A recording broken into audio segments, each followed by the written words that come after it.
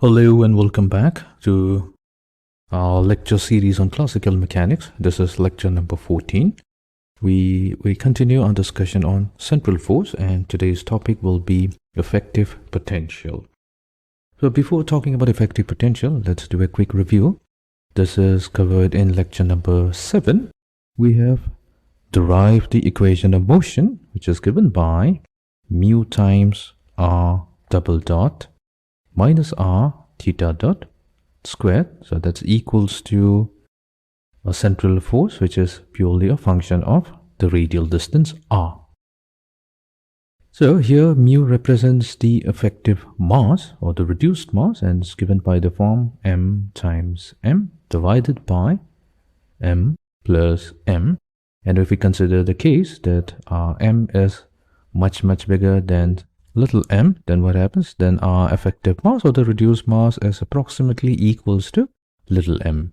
So this particular equation can be rewritten as mr double dot minus mr theta dot squared equals to f of r. Now clearly, if we look at this equation, this is a two-dimensional equation. That's because it has an r dependence as well as a theta dependence. However, we know that in a central force field, the angular momentum is conserved. So we have the angular momentum, which is a conserved quantity and has the formula mr squared theta dot. So from here, if we have theta dot, so that will be simply equals to L divided by mr squared. So that means our equation now becomes mr double dot minus mr. So in place of theta dot squared, we have L squared divided by m squared times r raised to the power of 4 equals to f of r. So this further reduces down to mr double dot minus, so we have L squared divided by m r cubed equals to f of r. Now what we will do, we will take the second term to the right hand side such that we have mr double dot equals to f of r. This is the central force, plus L squared divided by mr cube.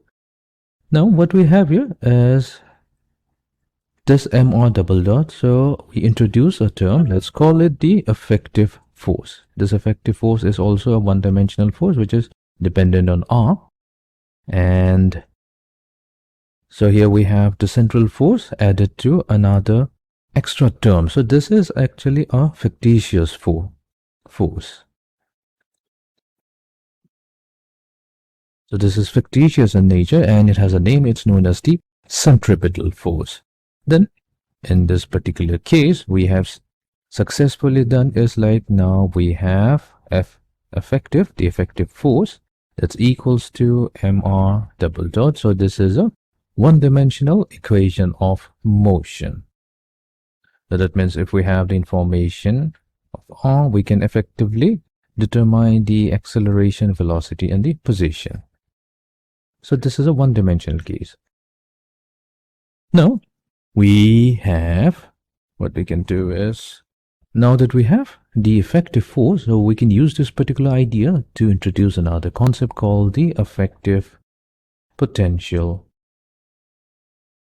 So the effective potential, V effective, which is also going to be a function of r, so that will be given by the integration going from r to rs. We have the effective force dr. So let's try to compute the effective potential using the value of the effective force. So our effective force is the central force f of r added to the fictitious force or the centrifugal force. This will be equals to integration going from r to rs.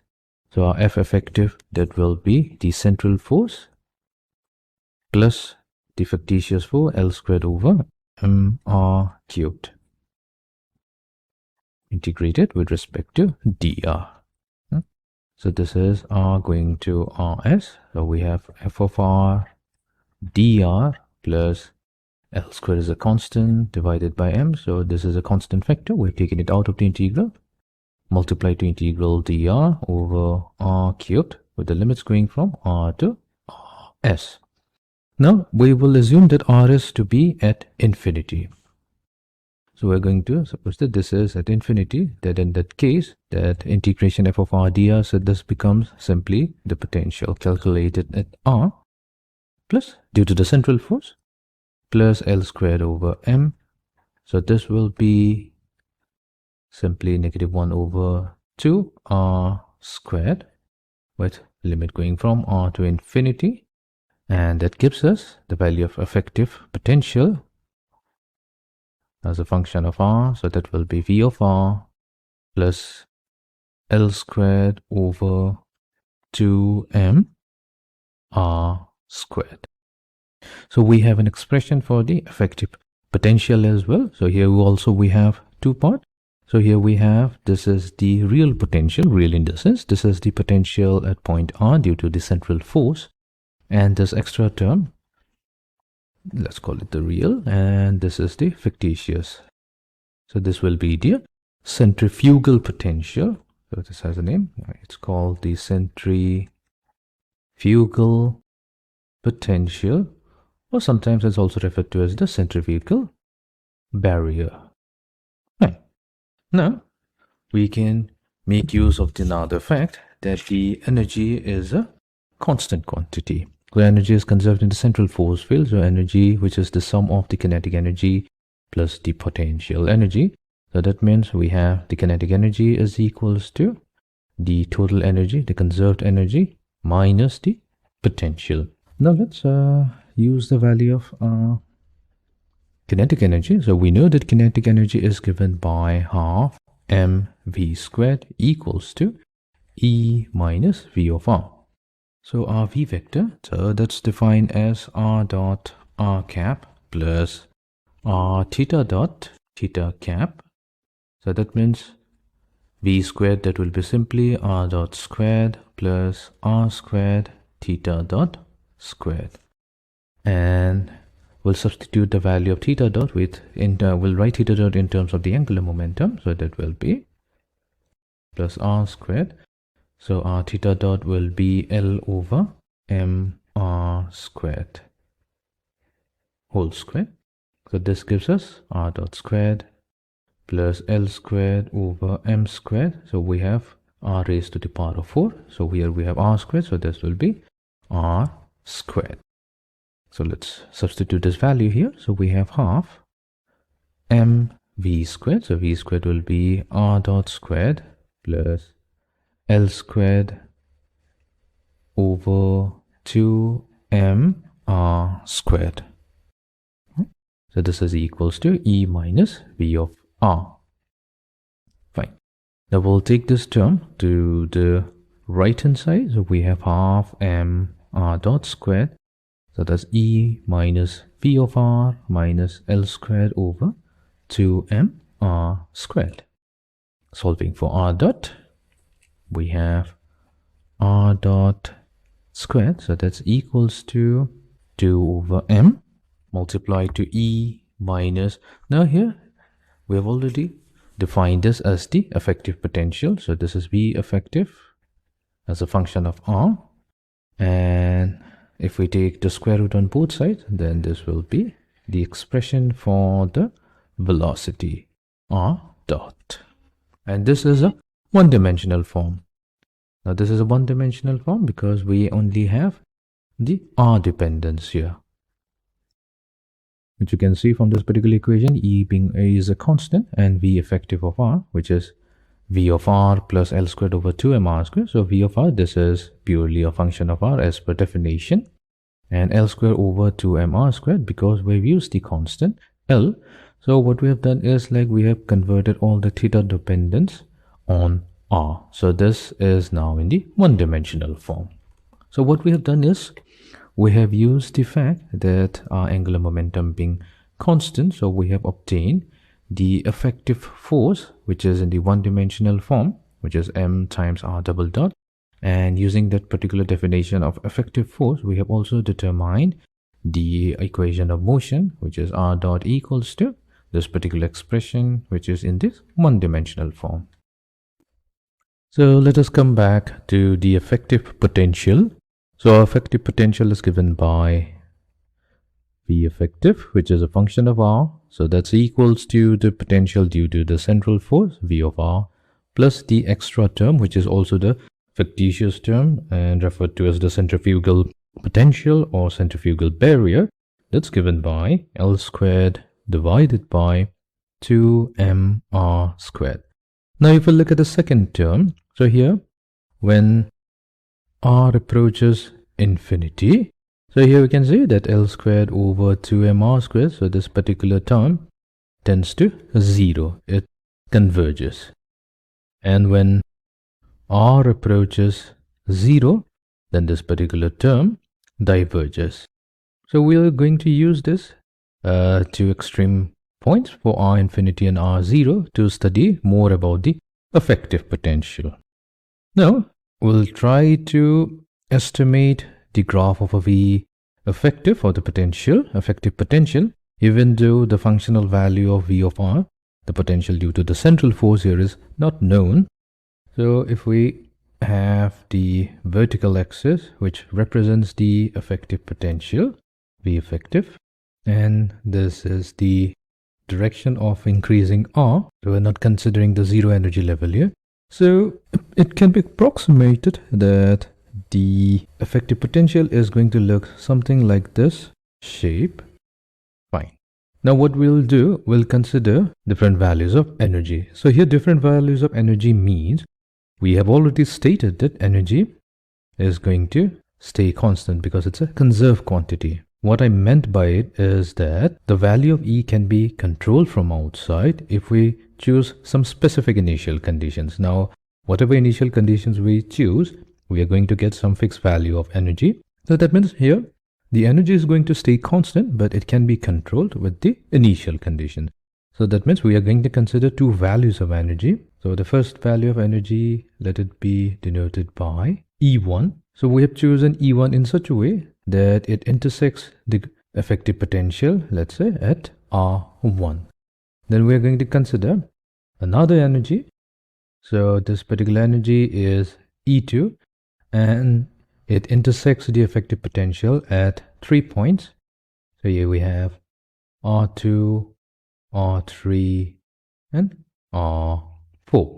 So we'll consider the first case when a particle has an energy of E1. It's a very sufficiently high energy. So what happens? Let's say we have a particle which is coming from infinity towards the force center. So as it comes, it's not going to see all the ups and downs in the potential as shown at different points. That means that this particle is going to move towards the force's center. So here the vertical line, which gives our V effective, this represents the line R equals to 0. That is, this is the line where we have the origin of the central force. So as the particle approaches the force center, it's going to intercept the effective potential at this particular point R1. And here we can see that for values of R less than R1, clearly the potential is quite higher. So that means the particle can no longer go beyond this point R1. So that means it's bounded. So you will say that for energy equals to E1, the motion of the particle is going to be bounded between R1 and infinity. So this is bounded. So that means if we try to draw a qualitative picture of how the particle's trajectory will look like, it will be something of the sort. So our particle is, let's say it's coming from infinity. This is our center, force's center.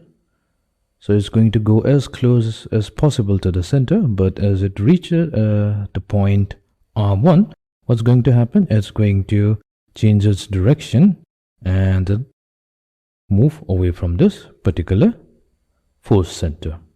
So this is going to be the trajectory of the particle, and this is an unbound orbit. There are certain phenomena, one very important phenomenon known as the scattering effect. So that's the example of an unbound orbit. So it's coming from infinity, comes as close as possible to the force center, but it cannot go beyond R1. From there, it changes its direction and then again goes back to infinity. The shape of this particular orbit, this is not specified at this moment because we do not know about the potential function due to the central force. We have only considered a generalized case. So it could be a parabolic path, elliptical path, it could be a different sort of path. This is a very generalized trajectory on orbit that I've considered here, just to show that this is an unbound orbit. Now, let's go to this next case when our energy is equals to E2. Similarly, the particle is going to come from infinity, is move towards the force's center. Then what happens? It's going to intercept the potential at R4. Then what happens? There is again a scattering effect happening here because it cannot go beyond this point R4.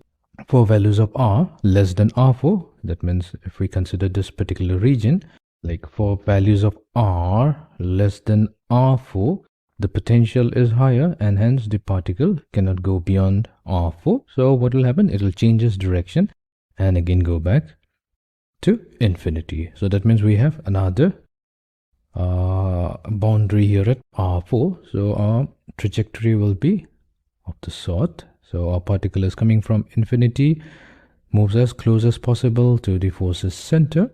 Then it intercepts the effective potential at R4 and then it changes direction and goes towards infinity. Now we have another possibility. That being, suppose the particle starts in this particular region. Let's call the region 1. Somehow the particle started here. Then what is going to happen? Now it's going to encounter two turning points. One will be at R2 and another will be at R3. Now the question is, what are turning points?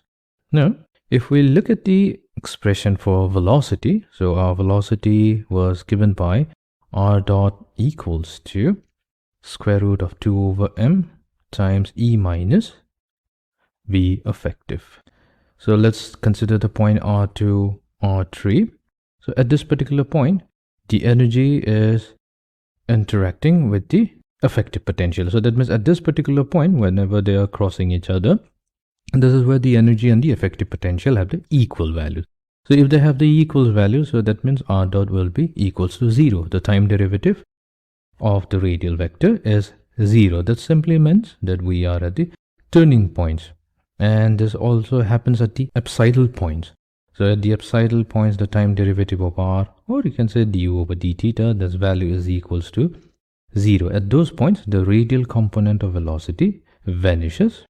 So this is why these are all turning points, r1, r4, r2, r3. These are the points where the radial component of velocity vanishes and the particle changes direction. Now what happens?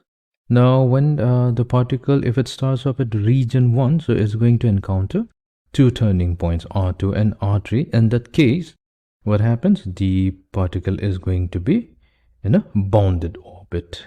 However, this is not going to be a closed orbit. Now if we have a picture, so it's going to look somewhere like this. So let's draw two circles. Let's say we have two circles, one with radius R1 and the other with radius R2. Then what is going to happen is that the particle is going to move between these two circles. So that means if we have a circle that starts from this particular position, then it's going to move in this particular orbit. So it's going to move in a bounded orbit, but it's not going to be a closed orbit. So what's the difference between bound orbit and closed orbit? So bound orbit means it's the maximum and the minimum distance from the center of the force, and that is always going to be fixed. So in our case, this particle is bounded between R1 and R2. And closed orbit means an orbit that traces itself over and over again with time. So in this particular case, this is not going to trace itself, so this is not a closed orbit. For example, in our previous lecture, we have considered the inverse square law force, and for that we obtained an elliptical path. So at one of the foci, we considered the force's center, so let's call it F1, then this particular distance is the R minimum, and then we have R max. The point represents the apsidal point, and this is our R and this is theta. So for different values of theta, for theta equals to 0 we get R minimum, and theta equals to 180 we get R maximum. So this R minimum and R max, these distances refers to the bound orbit, and this is going to be a closed orbit because it traces itself over time. Hello and welcome back to our lecture series on classical mechanics. This is lecture number 14. We continue our discussion on central force.